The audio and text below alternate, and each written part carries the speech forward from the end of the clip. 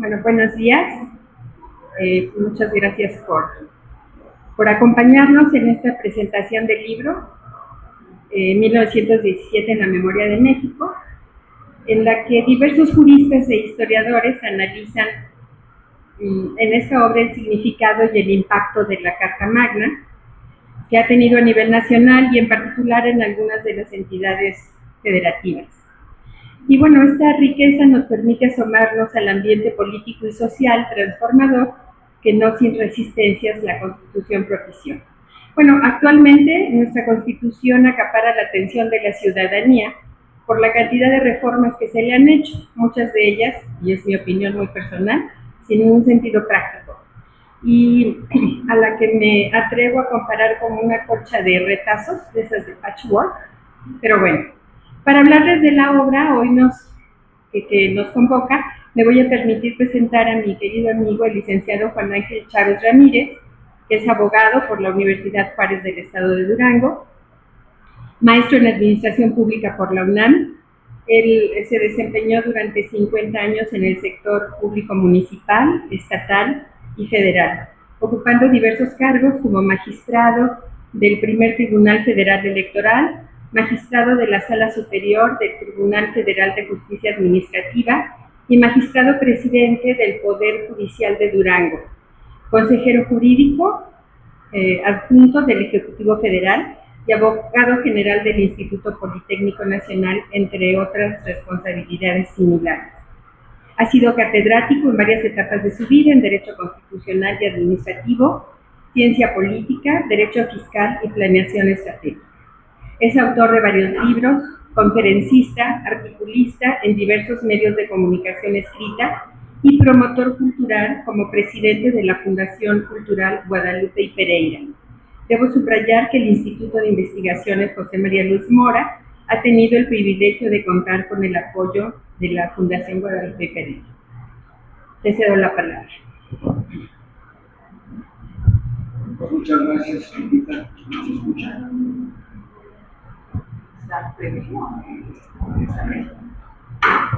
Gracias,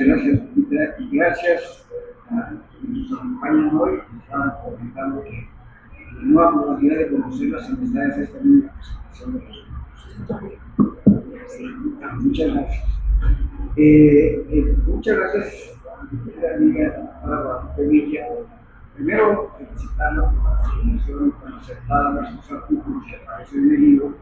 y luego por invitarme a compartir con ustedes con ella esta jornada.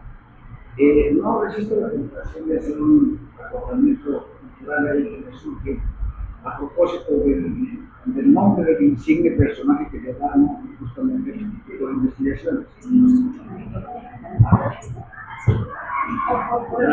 Gracias. ¿Ahora? Sí. Bueno, entonces decía yo que si atendemos a los datos que consigna su certificado de bachiller de 1812, aparece como Joseph María Servín de la Mora Díaz. ¿De dónde salió el Luis que aparece a partir de 1822? Pues nadie hasta ahorita que yo sepa la puede dilucidar. En fin, 1917 en la memoria de México es, como adelanta Guadalupe desde el prefacio, y ahora lo he mencionado, una pista, digamos, muy variada sobre la compilación de 7 artículos sobre la génesis de la Carta Suprema del país y de algunos aspectos que impactaron a nivel nacional y a nivel de entidades federativas. Distinguiría yo, en principio, la excelente introducción del libro que hace Javier Bernardo Álvarez Ideal. Él nos presenta una visión periférica de todo este articulado, que nos va a permitir, como si fuera un menú de ofertas gastronómicas, que sirva directamente al tema que nos concierne, nos interesa, sin tener que leer todo desde el principio. Y adereza el autor de la introducción con algunas de sus opiniones que tienen que ver precisamente con lo que mencionaba la doctora Villa, que son los pecados capitales de las constituciones mexicanas, su complejidad ininteligible en algunos casos y la gran extensión que tiene. Dice esta persona que la Constitución debiera de ser un ejemplar de no más de 10,000 palabras que cualquier mexicano pudiera leer, incluso aprender casi de memoria, cual tiene sentido, por muchas razones. Un jurista brillante, recientemente desaparecido, lamentablemente, que es Héctor Fitzgerald, nos deja una inquietante batería de interrogantes acerca de las perspectivas de nuestra Constitución en este segundo siglo de vigencia. Él se refiere al Estado que guarda la Constitución y a lo que él analiza como la percepción de la sociedad mexicana respecto de su debido cumplimiento, y nos explica un poco este tema que ha de alguna manera sorprendido, que es la longevidad de la Constitución. La Constitución mexicana es una de las pocas que exceden más de 100 años de vida constitucional, y según un estudio que cita el autor, realizado en 2009, la vida útil de las constituciones desde 1798 a esa fecha no excedía de 19 años, que es lo que él considera que es la distancia que separa a una generación de otra, que es un tema que contaremos más adelante, y nos explica Fitzgerald cuáles son los que él considera que son los elementos que explican su longevidad. En primer lugar, la inclusión, porque casi todas las corrientes políticas han tenido la capacidad de ver reflejados sus reclamos en algún dispositivo constitucional. Segundo, la flexibilidad, porque la Constitución mexicana, que formalmente debe ser una Constitución rígida por el procedimiento que tiene que seguir para su modificación, pues sin embargo ha sido extremadamente flexible al grado. Vamos a cambiar el micrófono, a ver si ahora se ve mejor. Entonces decía que este factor de la flexibilidad ha sido a tal grado llamativo, pues que ha permitido todo este cúmulo de modificaciones o remiendos, como decía la doctora Villa, y por el otro lado la especificidad, que nos llevó pues desde el constituyente del 17 a incluir, por ejemplo, un artículo 123 que refleja la desconfianza de quienes lucharon por esos derechos, de que estos se cumplieran solo a partir de un concepto abstracto que sintetizara los derechos de los trabajadores. Manuel González Oropeza hace una revelación de los entretelones del constituyente del 17 y nos deja ver el proceso dialéctico que se siguió entre la facción que convocó al constituyente del 17, que eran los seguidores de Carranza,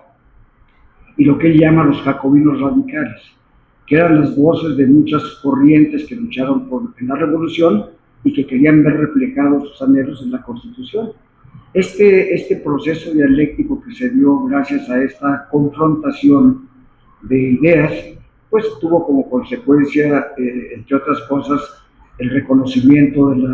mejor dicho, la restitución de las tierras comunales, el reparto agrario y algunas otras cuestiones que quedan reflejadas básicamente en el artículo 27 constitucional y en el 123, que fueron las que le dieron a la Constitución de 1917 el rango de constitución, la primera constitución social del siglo XX. La Constitución, dice González Oropeza, de 1857, a la vista del grupo de Carranza, había acumulado deficiencias, incumplimientos e insatisfacciones que se referían básicamente a la suspensión de los derechos electorales del pueblo, a la anulación del poder ejecutivo, a la corrupción del poder judicial, al tratamiento inhumano de los reos y al acaparamiento de la tierra. Como pueden ver, estos procesos o estas críticas no son lejanas de las críticas que periódicamente se hacen a la Carta Magna.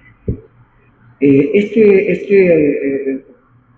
apartado de Manuel González Oropeza nos revela con una precisión mayor cómo fue la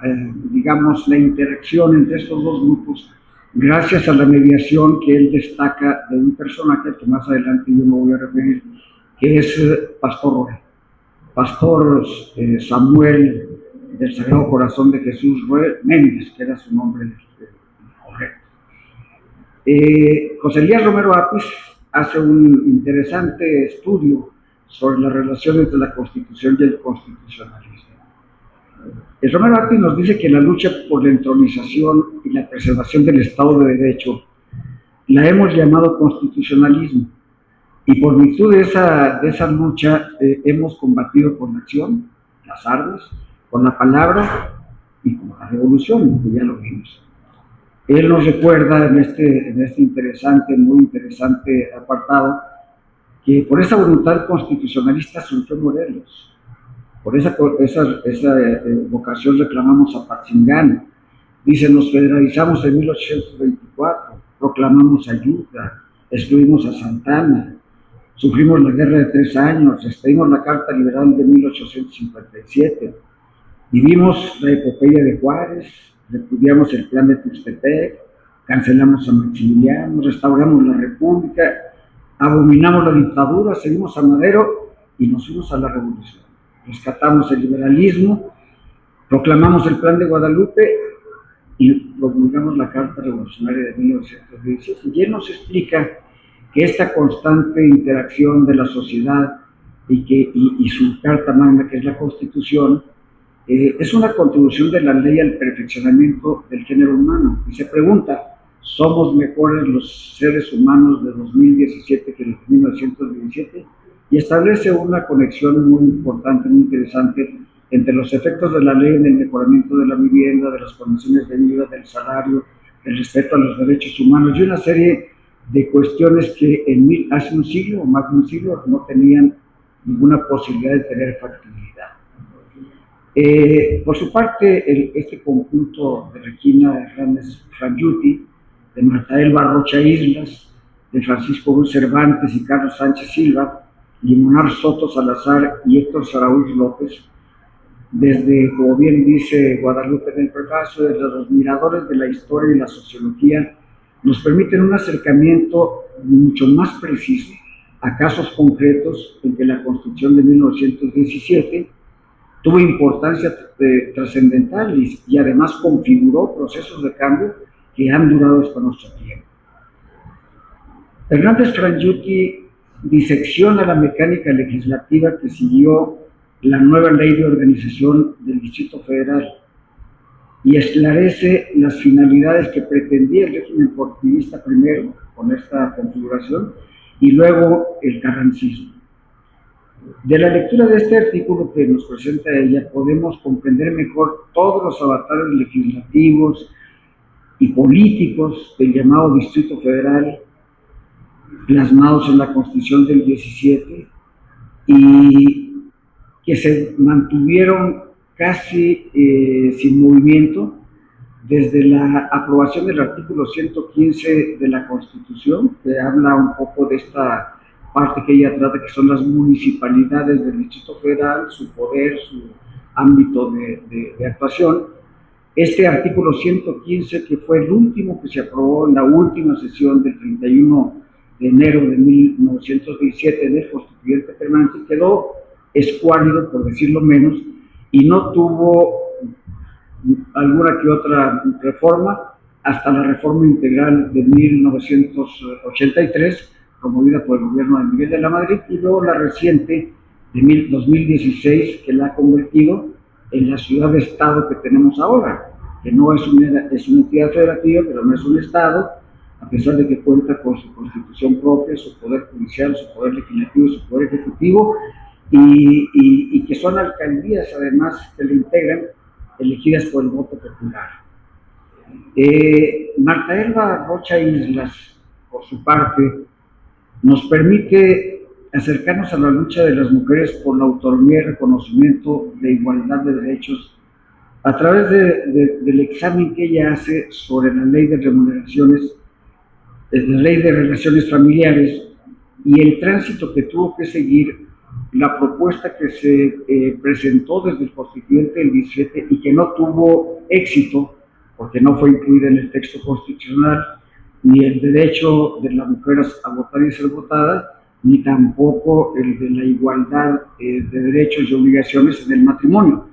que era un tema que las feministas y otros grupos que habían incluso luchado con las armas venían reclamando. Y ella nos cita en este artículo cómo la legislación de 1870 establecía un concepto riguroso del matrimonio, la unión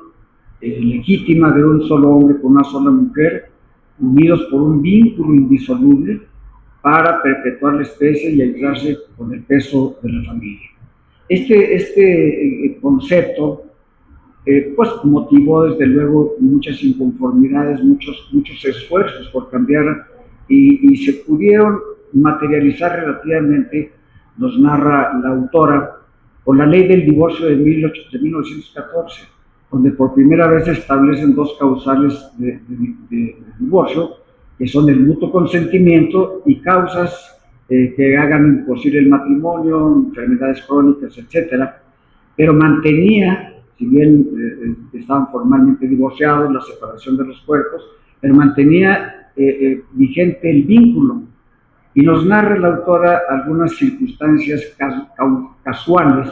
que se daban en el constituyente de quienes propugnaban desde adentro porque se cambiara esta relación, porque había dos diputados muy destacados, Félix Pallavicini y Luis Cabrera, pues que por su lado tenían el interés de divorciarse y volver a contraer nupcias. Y este mantenimiento del vínculo indisoluble a pesar del divorcio, pues hacía que esas relaciones fueran moralmente incorrectas, socialmente inaceptables, porque obligaban a las personas a tener relaciones consideradas fuera del vínculo matrimonial. La ley sobre las relaciones familiares de 1916, en abril de 1916, ya recoge con mayor amplitud este tipo de derechos porque establece en la igualdad de derechos del hombre y la mujer, por ejemplo, en la educación de los hijos, ya establece reglas para el régimen económico, desaparecen los gananciales, elimina lo que era un calificativo infamante de considerar espurios a los hijos nacidos fuera de matrimonio, que no pueden ser legitimados. Ahí de paso, así como lo hace González Oropeza y otros autores, tocando a Pastor Robert, ella toca de paso el impulso que algunas feministas dieron, y yo destacaría, y lo voy a tratar hacia el final de la charla, la contribución de una duranguense, Elmira Galindo Acosta, o Elmira Galindo de Topete, como se le conoce, que es una historia que nos muestra que estas historias del constituyente que recogen estos artículos, y la historia toda del constituyente, como diría Luis González y González, que dicen que es el padre de la microhistoria, pues está compuesta de muchas microhistorias de personajes y sucesos que por su propio derecho merecerían una investigación aparte, y muchos la tienen. El hecho es, pues, entonces, que esta legislación fue un paso trascendental, como digo, no había quedado consignado en la Constitución, porque se materializó uno de ellos hasta 1953, con el reconocimiento del derecho constitucional de la mujer a votar y ser votada. Luis Cervantes y Sánchez Silva nos muestran un conflicto sumamente apasionante, incluso, digamos, transcurrido por medio del enfrentamiento armado que se dio entre el estado de Oaxaca, los grupos predominantes en Oaxaca, y el carrancismo. ¿Por qué? Porque la instauración de la Constitución de 1917 los confrontó con aquellos grupos que, herederos de Juárez, herederos de Díaz, habían asumido la Constitución de 1857 con un rígido y férreo principio de federalismo. Es decir, se acogían a la regla democrática de la nación que establece que somos una federación compuesta por estados libres y soberanos en lo que concierne a su régimen interior, pero unidos en una federación, y ellos asumían su soberanía absoluta, que podía considerarse una soberanía compartida con el régimen federal, y se acogían también al artículo 124, que desde el principio ha establecido que todas las facultades que no están expresamente concedidas a los funcionarios federales se entienden reservados a los estados. Es decir, el viejo modelo norteamericano de las facultades residuales. Los libres y soberanos son los estados que concurren a formar una federación. Y ese conflicto derivó en enfrentamientos armados que los narra de manera muy precisa, muy interesante estos autores, Ruiz Cervantes y Sánchez Silva, y que terminaron finalmente pues por el sometimiento del gobierno de Oaxaca a reconocer la Constitución de 1917 como primacía de la relación entre estados y municipios. Hay que considerar, y lo cita el autor, lo citan los autores, que originalmente el estado de Oaxaca, junto con Jalisco, Yucatán y Zacatecas, habían asumido desde 1913 esa soberanía absoluta, es decir, no era un tema lejano, que ahora en nuestros tiempos pues parece melancólico porque la soberanía y autonomía de los estados en su régimen interno parece que ha desaparecido de la práctica constitucional. Limonar Soto Salazar analiza el caso de Zacatecas ante la nacionalización de los bienes de origen eclesiástico. Hay que recordar que la Constitución de 1917 estableció en la fracción cuarta del artículo 27 la imposibilidad de que las organizaciones religiosas pudieran tener bienes raíces y obligaba a que aquellos que tenían en su poder tuvieran que devolverlos porque eran bienes de la nación. Y el artículo 130 estableció una serie de limitaciones al culto religioso. Pero los autores, el autor, mejor dicho, toca un poco de pasada el hecho de que hubo un cierto acuerdo tácito entre el gobierno y las organizaciones religiosas, en que el gobierno no exigía el cumplimiento de estos artículos y las organizaciones religiosas no devolvían lo que tenían que devolver. Esto se detona con la famosa Ley Calles, que en el año de 1925 comienza a desagregar y a desplegar estas atribuciones del Estado y comienza a reclamar, por un lado, la restitución de los bienes que la Iglesia tenía en su poder, parroquias, iglesias, catedrales, templos, casas episcopales, etc. Y este autor nos da un detalle muy preciso del intrincado proceso que hubo de seguirse, por ejemplo, en Zacatecas, donde 309 de estos bienes se nacionalizaron. Y nos da claves de cómo ese proceso, que pareciera ser solamente un acto formal de entrega-recepción de títulos de propiedad, se convierte en una verdadera investigación que permite indagar sobre documentos valiosísimos, como eran los registros de los nacimientos, de los bautizos, de una serie de datos que los registros públicos no consignaban, pero además la dificultad de delimitar cuál era la propiedad que atañía a la iglesia, solamente el lugar del templo, las casas adyacentes, que eran los curatos, etcétera, etcétera, ¿no? Y también nos enseña que el tema, lo toca de pasada, el tema tuvo una importancia fundamental en Zacatecas, porque hay que recordar que Zacatecas fue uno de los epicentros de la guerra cristera, que menciona él ahí, porque este tema de la restitución de los bienes de la Iglesia al Estado se da en el contexto de la famosa Guerra de los 3 años, que costó más de 250,000 vidas y que tuvo como origen la aplicación de estas disposiciones que algunos gobiernos llevaron a extremos verdaderamente grotescos. El gobierno de Tomás Garrido Canaval en Tabasco, por ejemplo, estableció que los sacerdotes deberían de ser casados. Entonces, pues eso rompe con uno de los principios fundamentales del sacerdocio, pues ya lo conocen. Y había otras regulaciones, como en el gobierno de Chihuahua, había que registrarse, había que pagar impuestos, había que proscribir el uso de los hábitos en público, las manifestaciones católicas en público. Yo no sé qué dirían ahora cuando hay las manifestaciones de la Virgen de Guadalupe, que lleva el nombre de mi querida compañera Guadalupe, que ahí son millones de personas, de tal suerte pues que esa confrontación, esa guerra armada que duró 3 años, tuvo este epicentro, y lo menciono porque en ese conflicto armado toma relevancia otro personaje al que me voy a referir hacia el final de la charla,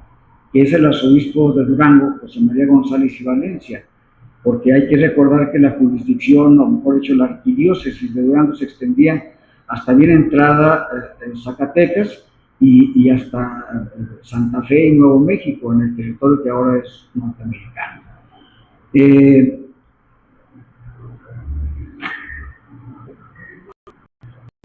Luis Araúz, por su parte, en su artículo que se incluye en este libro, nos ilustra perfectamente bien sobre la revisión del proceso histórico que configuró los puntos más representativos de la fracción cuarta del artículo 27 constitucional.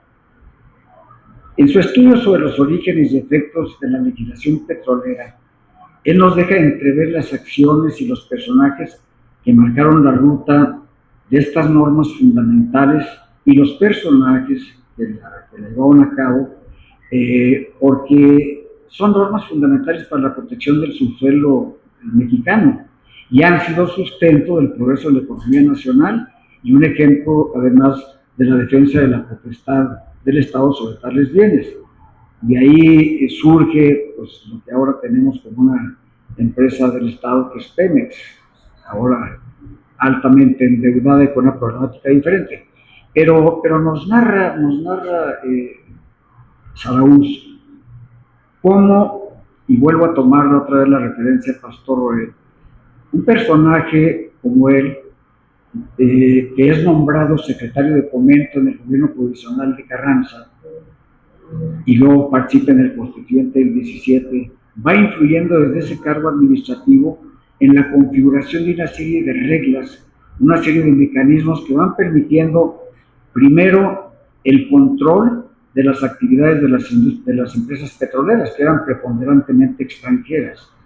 y va estableciendo parámetros para medir el rendimiento, la extracción de petróleo que realizan, y va sobreponiendo las tasas impositivas que deben cubrir. Es decir, nos revela Saraúz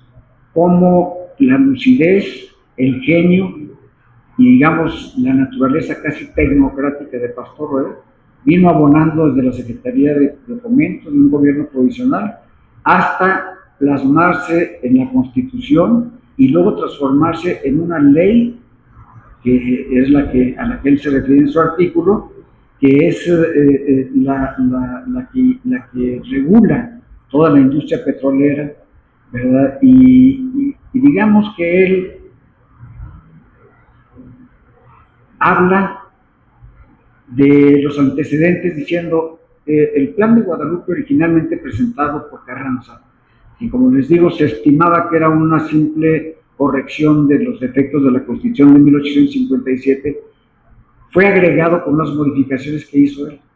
Y esos agregados de esas modificaciones incorporaron parte de las luchas que reclamaban algunos y que algunos cercanos al presidente Carranza pudieron transmitirle para que los plasmaran en el plan de Guadalupe y luego tuvieran éxito en el constituyente del 17. Y vuelvo al tema de los derechos del feminismo, el tema de la restitución de las tierras, de las tierras comunales, del reparto agrario y este control de los bienes del subsuelo, que fue algo fundamental. Y nos da luces de cómo es que personajes cercanos que voy a ver más adelante con ustedes tuvieron esa oportunidad, no solamente la lucha armada, también la palabra, también las ideas, y luego veríamos el papel tan importante que juegan los ideólogos, que juegan las mentes lúcidas alrededor de quienes nos gobiernan.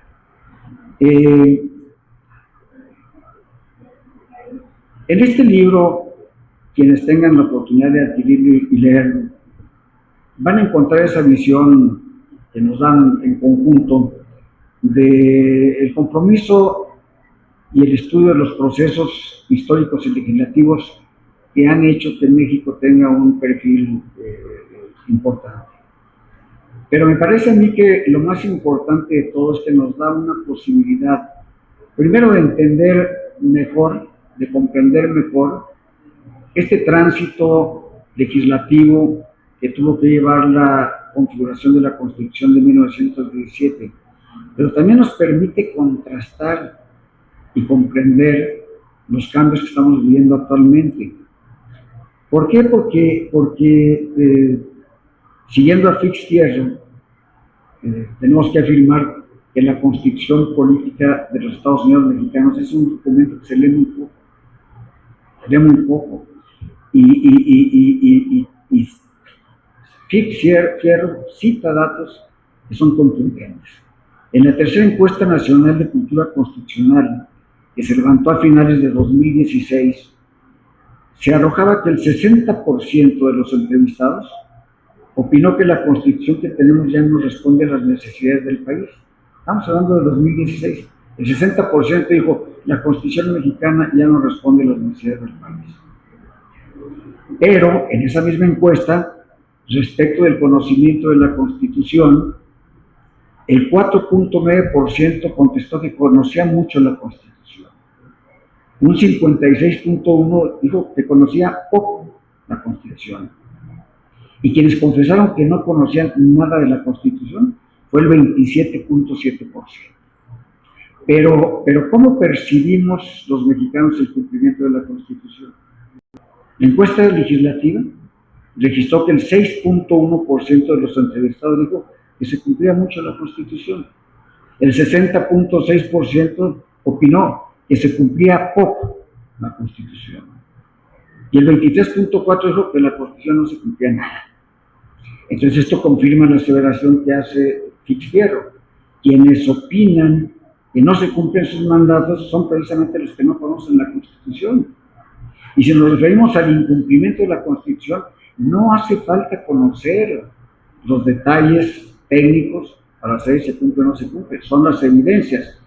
Recuerdo el caso de por ejemplo, los gobernadores, los senadores, tienen el imperativo constitucional de demostrar que son nativos de la entidad que representan, o que tienen una residencia efectiva de un determinado número de años. Y recuerdo que hubo un aspirante a jefe de gobierno que no comprobó que tenía los años requeridos de residencia efectiva en el entonces Distrito Federal, y que tampoco era oriundo de la ciudad, y gobernó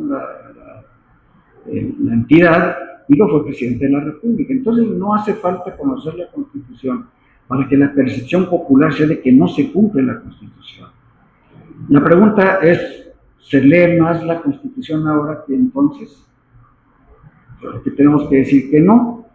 porque si en 2017 ya la Constitución triplicaba el número de páginas de su original de 1917, hasta superar las 66,000 palabras, no sé cuántas palabras está en el libro, pero yo creo que debe ser más o menos 66,000 palabras, más las que se han agregado en esta hiperreformismo que hemos tenido en los últimos años, en los últimos meses. Ahora diríamos, esta vorágine reformista en marcha, emprendida por el nuevo régimen que se llama a sí mismo la Cuarta Transformación, que prácticamente ha modificado el régimen de gobierno, ¿es legítima? Tal vez lo sea. Si partimos del hecho histórico de ese estudio que cita Fix-Tierra, que dice que una constitución debiera de tener una vida, una fecha de caducidad, y esta es de 19 años. Y 19 años es lo que separa una generación de otra. Y si dice Fix-Tierra, si hacemos caso de las ideas de Thomas Jefferson, que fue padre fundador y presidente de los Estados Unidos de América, que decía, ninguna generación tiene derecho de imponerle a otra generación sus propias leyes, diríamos que es legítima. Ahora, si coincidimos con Yeri y con Kelsey, que una constitución, a diferencia de otras leyes, es un conjunto de normas en el que todo un pueblo o una sociedad cree, la pregunta sería, ¿ya no creemos en la libertad? ¿Ya no creemos en la democracia? ¿Ya no creemos en la república? ¿Ya creemos en la respecto al pacto? Son preguntas rotas, no lee el libro con detenimiento y un poco lo traspola a la realidad que vivimos. Otro igualmente polémico, como ya he mencionado, desde 1857 a 1917 fue un reclamo, es la reforma judicial. Esta reforma judicial reciente que ha transformado al poder judicial, que era técnicamente el factor esencial en el equilibrio de poderes, lo ha transformado en un cuerpo de juzgadores, ahora elegidos por voto popular y sujeto, por supuesto, a las naturales acechanzas a su autonomía e independencia. No sabemos qué pasará con este cambio estructural en la Constitución mexicana y sus correlativos en las constituciones estatales. Pero creo que hoy se presenta y que ojalá tengan oportunidad de leer y lo adquieran, nos revela que el tema fue materia ya de encendidas discusiones del Constituyente de 1917, entre quienes pugnaban por jueces legos, pero llevados por un sentimiento auténtico de amor al pueblo, y quienes se inclinaban y lograron que la justicia se depositara en jueces letrados que pudieran aplicar con exactitud el derecho. Pero este tema ya era viejo en 1917. Este tema ya se había discutido desde el Constituyente de 1857, asumiendo los partidarios de los jueces legos que la justicia, como dije, se administra mejor y más por un sentimiento de amor a la humanidad que por su conocimiento exacto de la ley. Es decir, los ideólogos de este cambio estructural del sistema constitucional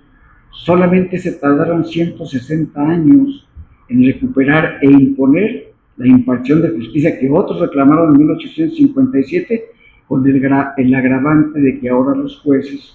guiados más por un sentimiento de amor a la humanidad que por su conocimiento exacto de la ley, serán elegidos por medio del voto popular el 1 de junio. No hagamos juicio, simplemente tomemos los hechos y reflexionemos sobre ellos. ¿Qué diferencia esencial descubrimos con la lectura de este libro entre los congresos constituyentes de 1857 y 1910 y los cambios estructurales, por ejemplo, de 1982 y los que estamos viviendo actualmente? Para los congresos constituyentes, si bien se decía que en uno y en otro caso, 1857 y 1917, se trató de facciones triunfantes en la lucha por el poder que imponían su visión a los demás, digamos que cuando menos formalmente se cumplió, porque se convocó a elecciones ex profeso para elegir a los diputados constituyentes. Y decía yo, de alguna manera formal se cumplió con la máxima democrática de que todo poder emana del pueblo y se instituye para su beneficio. En cambio, las reformas de 1983, que cambiaron radicalmente la orientación nacionalista de la Constitución para introducir los preceptos que dieron lugar a lo que se dio en llamar la era del neoliberalismo, y las que se han incorporado en el reformismo constitucional en marcha, se han impuesto desde las cúpulas de gobierno por una fracción gobernante que en cada caso, hay que recordar el largo periodo de imperio absoluto del PRI, tuvo y ha tenido el control absoluto de los órganos legislativos y otras instituciones concurrentes en la validación de estos actos. Si ustedes leen este libro van a encontrar aspectos que parecen a propósito. Según González Oropesa, en su indagación, nos dice que en el Constituyente de 1917, y por esta configuración de la facción gobernante, que era la de Carranza, que había eludido los acuerdos de la Convención de Aguascalientes, porque ahí los revolucionarios, representados por Villa y Zapata, eran mayoría, desconoció los acuerdos y mejor hago mi convención en la Ciudad de México, y es la que entroniza a Carranza como presidente provisional de México. Pero se decía pues en el Constituyente de 1917 que los diputados, en su gran mayoría partidarios de Carranza, autor del proyecto de nueva Constitución, concurrirían a ser meros firmones, toda vez que apoyarían sin reparos la propuesta del carrancismo. Como hemos visto un poco y lo verán con detalle en el libro, pues esto no sucedió, y para bien de la República. porque los jacobinos radicales y otros personajes brillantes, que incluso algunos ni siquiera eran constituyentes, lograron plasmar finalmente en el texto este perfil que les digo que le dio el rango de constitución, la primera constitución social del siglo XX. Ahora nos queda la duda, ¿se podía aplicar ese calificativo de firmones a los diputados y senadores que han aprobado las reformas propuestas por los gobiernos recientes, acatando puntualmente la consigna de no moverle ni una coma? ¿O a los integrantes de las legislaturas estatales que con una rapidez inusitada validaron dichas reformas sin siquiera leerlas, es decir, sin moverle ni una coma?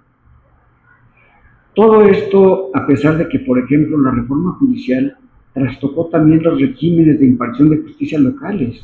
dejando de lado el fundamento democrático de la República, que como ya verán en el libro, los oaxaqueños defendían enconadamente la libertad y soberanía de los estados en todo lo concerniente a su régimen interior. Voy a terminar porque el tiempo nos está agotando. Decía yo de tres personajes que quiero mencionar solo porque tienen una vinculación muy estrecha con el estado de Durango, del que yo soy originario, que son Pastor Roé, que es Ermira Galindo, y que es el arzobispo José María González y Valencia. Porque en estos personajes ocurren dos circunstancias muy interesantes, la causalidad y la casualidad. La causalidad porque los tres eran personas de una brillantez